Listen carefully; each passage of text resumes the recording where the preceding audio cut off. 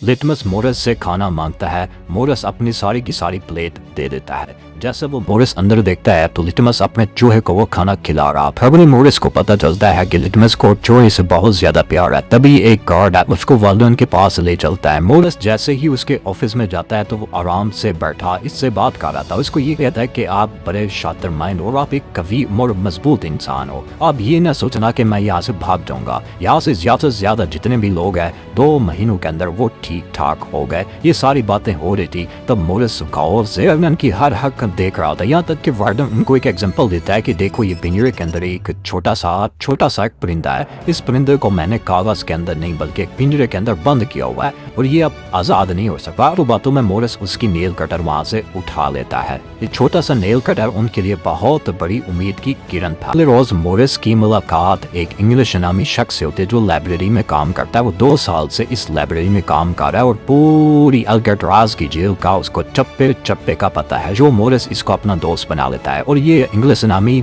शख्स मोरस को किताबें देता है ताकि जाओ और सबको किताब में डिवाइड कर दो।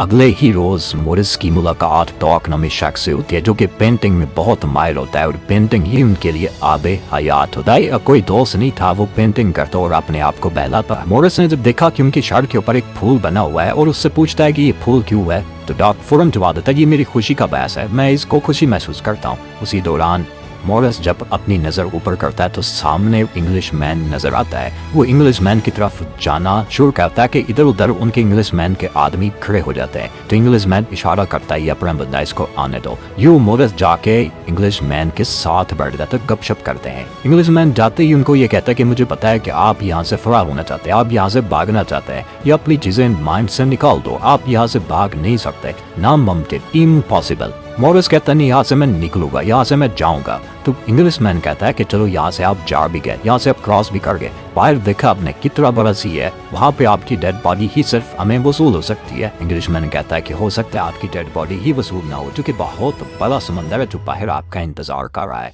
हो सकता है कि आपको आपकी सजा कम कर दी जाए, आपको रिहा कर दिया जाए। लेकिन मोरिस ने क्या हक समझ रहा था, वो तो अपना ठान चुका था, अपना इरादा कर चुका। अगले रोज मोरिस मैदान के अंदर जाता है और लिटमस से सारी सूरत हाल पूछता है कि कहाँ से यहाँ से निकला जा सकता है, कोई गेट या इस तरह की कोई वीक पॉइंट हो जहाँ से निकला जा सके। डॉक ये बातें सुन रहा था और उसको खबरदार करता है कि आप यहाँ से ना निकले। इसी दौरान वुल्फ ये मौका देखते हुए मोरिस के ऊपर हमला करने की कोशिश करता है। यूं मोरिस उसकी खूब पिटाई करता है और वुल्फ गार्ड को एक चौक के वार से उसको जमीन पर पटक देता है। सुलझाने के लिए टावर से उसको फायर किया जाता है। तब मोरिस को पता चलता है कि टावर के ऊपर भी सिक्योरिटी है। ये सारी चीजें वो थी जो अपने माइंड में मोरिस बिठा रहा था। मोरिस और वुल्फ को उनकी लड़ाई की वजह से दोनों को डी ब्लॉक सेल में फेंक दिया जाता है और उनको सारी रात खूब टॉर्चर किया जाता है। इसी टॉर्चर से वो बहुत सारी चीज़ें सीखता है तक कि उनको बहुत ज़्यादा टॉर्चर किया जाता है और उनकी तबीयत बहुत ज़्यादा नासाज हो जाती है। 2 हफ्ते इसी सेल में रहने के बाद उनको आखिरकार उनको अपने वापस सेल में ले जाया जाता है। जैसे वो अपने सेल में जाता है तो सेल में मौजूद उसके पास ही लिटमस रहता है। लिटमस अपने चूहे की मदद से उनको वेलकम भी करता है और बाकायदा लिखता है वेलकम बैक। मोरिस के पास वाले सेल में चार्ली नामी एक शख्स रहता है। यूं इनकी दोनों की दोस्ती बहुत जल्द हो जाती है। अगली सुबह वार्डन वहां से आता है और एक सेल को चेक करता है। जैसे वो डॉग के सेल में जाता है तो वो पेंटिंग देखता है, वो दंग रह जाता है कि इतनी खूबसूरत पेंटिंग कैसे अगर किसने बना ली। और अपनी ही पेंटिंग देखकर, अपनी ही तस्वीर देखकर वो बहुत ज्यादा हैरान हो जाता है और आखिरकार उनको ऑर्डर देता है कि डॉग की सारी पेंटिंग खत्म कर दो। डॉग बहुत ज्यादा सदमे में चला जाता है जो कि ये पेंटिंग सिर्फ पेंटिंग नहीं थी, ये डॉग के लिए उनके लिए आबे हयात था। ये वजह थी कि वो इस जेल में रह रहा था, वरना इसकी और कोई रीजन नहीं थी। मोरिस उसको समझाता है कि आप टेंशन ना ले, ये सिर्फ पेंटिंग ही तो थी, हम एक और भी बना लेंगे। मोरिस वार्डन की तरफ शिकायत करता है कि डॉग बहुत ज्यादा डिप्रेशन में, उसका ख्याल किया जाए और उसको सिक्योरिटी दी जाए, उसके साथ आस पास रहा जाए कि कहीं वो खुद को नुकसान ना पहुंचा दे। तो बस वही टाइम था कि मोरिस वहां से एक टोका यानी छुरी लेता है तो अपनी वो तीनों उंगलियां काट देता है। वो इसलिए काटता है ताकि इस उंगलियों का कोई फायदा नहीं है, अब मैं पेंटिंग बनाऊंगा ना कुछ। ये सारा मामला सारे देख रहे थे। यूं डॉग जैसे ही जाता है तो मोरिस की जेब के अंदर, पॉकेट के अंदर वो फूल डाल देता है। इसका मतलब ये था कि डॉग की उन्होंने पूछे तो छील लेती। मोरिस को ये कह रहा था कि आप यहाँ से अपनी खुशियों के लिए कभी कुर्बानी न दें। मोरिस डॉग की सारी उंगलियां पैक करता है और सीधा जाके वार्डन को दे देता है और कहता है ये। अगले रोज डॉग के सदमे में मोरिस अपने कमरे में बैठा होता है तो वहाँ पे देखता है छोटा सा कॉकरोच एक एयर वेंट की तरफ जा रहा है। तो मोरिस को यहाँ पे उनको ये वीक पॉइंट नजर आ जाता है। तभी उसी सेल के साथ इंग्लिशमैन भी आ जाता है। इंग्लिशमैन उनको बताता है कि डॉग ने उंगलियां इस वजह से काटी, उनको पेंटिंग से रोका दिया, उनकी पेंटिंग ज़ाय की। तभी मोरिस को और बहुत ज्यादा गुस्सा आता है। तो अगले ही दिन वो मीटिंग के लिए जितने भी दोस्त थे वो सारे, यानी मोरिस, जॉन और चार्ली की मीटिंग होती है और मोरिस उनको बताता है कि हल सेल के अंदर एक छोटा सा सुराख है और ये जाके ऊपर खुलता है और ये इनकी दीवारें जितने भी हैं खारे पानी की वजह से बहुत ज्यादा वीक है। मेरे पास नेल कटर है लेकिन मैं उससे खुदाई नहीं कर पाता, बहुत ज्यादा मुश्किल पैदा होती है, लेकिन इसको काटना बहुत जरूरी है। ये रोशनदान छोटा सा है लेकिन ऊपर जाके इसका रास्ता बढ़ जाता है और ऊपर जाके हमें अंदाजा होगा कि वहां से कैसे निकला जाए। ये सारी बातें हो रही थी। जॉन का छोटा भाई क्लेरस मोरिस से मुखातिब होकर कहता है कि अगर आसम निकल भी गया तो गार्ड को कैसे पता चले, गार्ड को अगर पता चल गया तो फिर। तो मोरिस कहता है कि नहीं, इसका भी बंदोबस्त आप कर लें। जॉन कहता है इसका बंदोबस्त मैं कर लूंगा, मेरे पास एक बार्बर है जो कि मेरा दोस्त है, उससे मैं डमी बाल ले आऊंगा और एक मन मुजस्मा बना देंगे और उसको अपनी जगह पर सुला दे। प्लान बहुत ही अच्छा था लेकिन बात वहीं तक आती है। मोरिस कहता है अगर यहाँ से हम निकल भी गए तो बाहर समंदर है, वहां से हम कैसे अबूल करेंगे। ये काम जॉन कहता है कि मैं करूंगा, चूंकि मैं क्लोजिंग डिपार्ट से काम करता हूँ, वहाँ पे जितने भी पुलिस मैन के कोट पड़े होते हैं वो मैं ले आऊंगा और उसका हम रेन कोट बना। मोरिस कहता है न सिर्फ रेन कोट बल्कि हम उससे एक ट्यूब बोट भी बनाएंगे ताकि हम वहां से इजिली निकल सके। अली ये सब बातें सुनकर कहता है कि भाई मुझे भी कोई काम दो, मैं भी आपकी मदद करना चाहता हूँ, मैं भी आपके साथ निकल चाहता हूँ। मोरिस कहता है कि आप जब हम खुदाई करेंगे आपने सब पहरा दे दो, जब तुम खुदाई करोगे सेल के अंदर तो मैं पहरा दूंगा। चार्ली खुश हो जाता है, कहता है ठीक है भाई। रात को जैसे सारे के सारे सो जाते हैं, मोरिस अपनी खुदाई शुरू कर देता है लेकिन उस छोटे से आले की वजह से नील कटर को खोदना बहुत मुश्किल था। यूं मोरिस सोचते सोचते उसके माइंड के अंदर बहुत ज्यादा सवाल आते थे। इस सेल को खोदना बहुत मुश्किल है। अगले दिन जब खाने पे सारे दोस्त इकट्ठे होते हैं तो इनका प्लान बनता है, एक न्यू प्लान बनता है जो किसी ने सोचा भी नहीं था। यानी खाने के दौरान मोरिस जब चम्मच की तरफ देखता है तो उनको बहुत ज्यादा एक मंतक चीज नजर आती है। यूं ये चम्मच को खराब कर देता है और दोस्तों को कहता है ये देखो मेरा चम्मच खराब है। यूं गार्ड को बुलाया जाता है और उनको कहा जाता है कि चम्मच तब्दील करके दो। दोस्त सारे कहते हैं चम्मच तब्दील करके दो, तो उनको मजबूरन इससे में कोई गड़बड़ नहीं लगती तो वो चम्मच तब्दील करने के लिए चला जाता है। यूं जॉन और मोरिस चले जाते हैं चम्मच तब्दील करने। जॉन जनब उनको बातों में लड़ा लेता है और मोरिस एक के बजाय वहां से 2 चम्मच उठा लेता है। जॉन तो उनको बातों में लड़ाए हुआ था, मोरिस ने 2 चम्मच उठाया, एक पॉकेट में डाल दिया और दूसरा अपने खाने के लिए इस्तेमाल किया। यूं कुछ देर बाद जब अपने सेल में जाता है, इंग्लिशमैन वहाँ पे आता है और किताबें डिवाइड करना शुरू कर देता है और मोरिस इंग्लिशमैन को कहता है कि मुझे यहाँ पे कोई वेल्डिंग का इक्विपमेंट मिलेगा। इंग्लिशमैन समझ जाता है कि इनके अंदर यहाँ से भाग जाने का जो ख्याल है वो बहुत ज्यादा मजबूत है और यहाँ से ये वाकई में भागना चाहता है। मोरिस को इंग्लिशमैन की बातों का कोई असर नहीं होता। अगले दिन वो लिटमस से माचिस ले लेता है, उसके साथ डील करता है कि मैं रोजाना आपके चूहे को खाना खिलाया करूंगा। ये डील बन जाती है और रात को दोनों जब सेल में जाते हैं तो दोनों एक दूसरे के साथ अपनी डील के मुताबिक माचिस शेयर कर, बाकी क्रैकमेंट और बाकी चीजें मोरिस ने पहले ही जमा करके रखी थी। यूं उस नेल कटर और चम्मच की मदद से तेज धार आला तैयार कर लेता है। मोरिस इस नुकीले हथियार की मदद से बहुत ज्यादा इजीली वहां से खुदाई करना शुरू कर दिया। उस प्लान के मुताबिक चार्ली पैरा दे रहा होता है और यूं पैरा देते देते चार्ली आखिरकार अपने आप में गुमसुम हो जाता है और हक जाता है, दमाया लेना शुरू कर देता है। दूसरी तरफ गार्ड भी सेल की तरफ आ रहा था। इंग्लिशमैन जब देखता है तो उनको बातों बातों में वहाँ पे इंग्लिशमैन उलझा देता है। यूं चार्ली जब उनकी बातों का आवाज सुनता है तो वो भी चौंक जाता है। चार्ली बोल तो नहीं सकता था, वहाँ पे कोई चीज गिरा देता है जिससे मोरिस को पता चलता है कि गार्ड आ गया है। यूं मोरिस अपने वापस बेड के ऊपर लेट जाता है। गार्ड मोरिस से पूछता है कि बदबू आ रही है, यहाँ पे कोई नशा तो नहीं करना? और एहसास के जवाब सर आपके होते कौन ऐसा कर सकता है?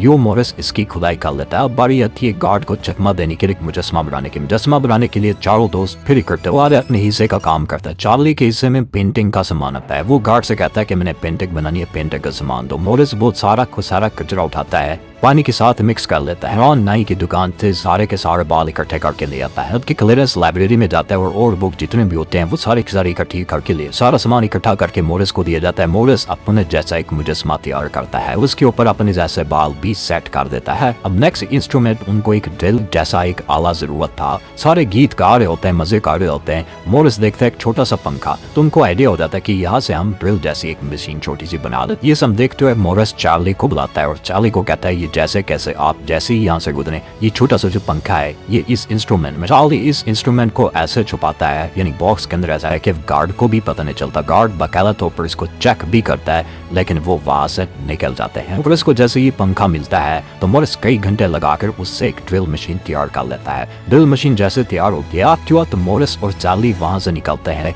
और ऊपर छत की तरफ जाते हैं, और इसी इंस्ट्रूमेंट की मदद से वहाँ पे जो बड़े बड़े रॉड लगे होते हैं उनको ये खरीदना शुरू कर देते हैं, और ये आवाज नीचे तक भी आ रही होती है और गार्ड ये चीजें महसूस कर होता है। गार्ड ऊपर की तरफ बढ़ता है, तब तक वो बड़ा रॉड काट चुके थे। यूं ये खामोशी हो जाती है और गार्ड को भी तसल्ली हो जाती है कि ऐसा वैसा कुछ नहीं। वो भी वापस चला जा। अगले रोज सारे दोस्त इकट्ठे होते हैं खाने की टेबल पर। मॉरिस वो फूल रख देता है जो कि डॉग का था। ये सारी चीजें वार्डन देख रहा था। वार्डन आता है और उस फूल को मसल देता है। ये आखिरी निशानी थी जो कि डॉग की थी, क्योंकि डॉग मर चुका था। लिटमस ये सारी चीजें देख रहा था और उसको बहुत ज्यादा गुस्सा आ रहा था। लिटमस उस गार्ड के ऊपर यानी वार्डन के ऊपर अटैक करने की कोशिश करता है, हमला करने की कोशिश करता है, और लिटमस को दिल का अटैक होता है और वहीं पे वो गिरता है, उसकी भी डेथ हो जाती है। यू 6 में से अब 4 दोस्त यानी मॉरिस, चार्ली और 2 भाई जॉन और क्लेरेंस रात होती है। सारे के सारे रूटीन के मुताबिक अपने सेलों में चले जाते हैं। यू मॉरिस अपने सेल में सो रहा होता है तो अगले जमात पे किताबें देने आ जाता है। मॉरिस उसको आखिरी दफा कहता है कि आखिरी दफा सलाम कर लो,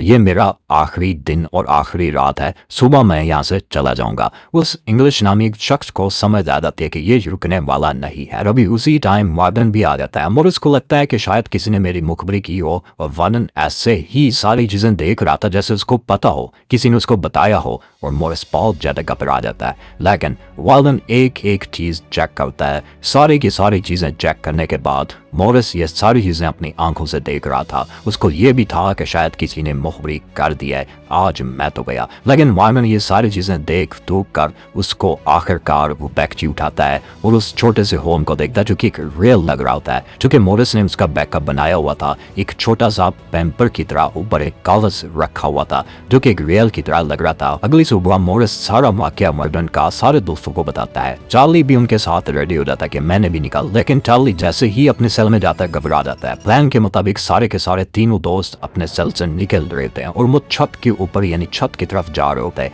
चार्ली यहाँ पर डबल माइंड बैठा होता है। तीनों दोस्त छत के ऊपर पहुंच जाते हैं और चार्ली का वेट कर रहे होता है। काफी देर वेट करने के बाद वो देखता है कि चार्ली नहीं आने वाला। यूं वो आगे अपने सफर के यानी आज़ादी का सफर तय कर रहे थे। इधर 40 आराम से अपने सेल में सो रहा था, लेकिन वो सारे प्लान के तहत सर रेड एरिया जितने भी थे उसको क्रॉस कर रहे थे और आहिस्ता आहिस्ता अपनी आज़ादी यानी घर की तरफ लपक रहे थे। इधर 40 को फिर एक दफ़ा आज़ादी की सुलझी और उसने फिर एक दफ़ा कोशिश की। अब ये जो कोशिश थी चार्ली की बिल्कुल नाकाम और नामुराद कोशिश थी। बार बार कोशिश करने के बावजूद 40 बेबस हो गया। यूं इसकी आज़ादी का जो पत्ता था वो भी कट गया। उधर वो तीनों दोस्त अपनी जान लगाकर अपने उसी प्लान के मुताबिक इत्तेहाद इत्तेफाक से वो हर चीज को क्रॉस करते हुए रेन कोट में वो जाके हवा भरते हैं और इसी की लाइफ जैकेट तैयार की जाती है। जैसे उन्होंने प्लान किया था सब कुछ उन्हीं के मुताबिक वैसा ही चल रहा था। आखिरकार बहुत ज्यादा मेहनत से, बहुत ज्यादा लगन और कोशिश से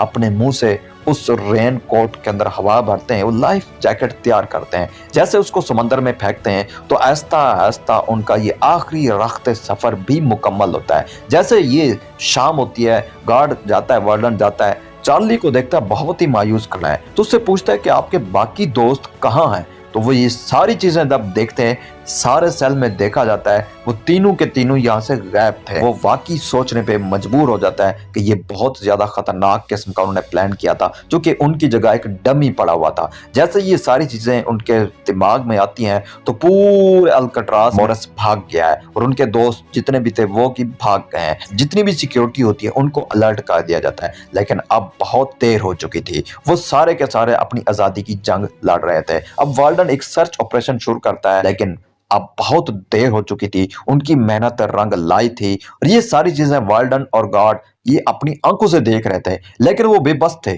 कुछ नहीं कर सकते थे। ऊपर से उनको वार्डन को प्रेशर था और आखिरकार वार्डन बैठ जाता है। वही फूल जो मॉरिस ने उनको दिया था वो भी इनके हाथ में होता है। तब ये वार्डन समझ जाता है कि वो यहाँ से भाग गए हैं। अब वार्डन गार्ड को हुक्म देता है कि जैसे मैं कहता हूँ वैसा ही करो, कोर्ट में लिखो कि वो सारे के सारे मर गए हैं, उनकी जो डेड बॉडी है वो भी समंदर के अंदर लापता है। अल्काट्राज जो कि नामुमकिन था यहाँ से किसी को भागना, वहां से इसने मुमकिन करके दिखाया।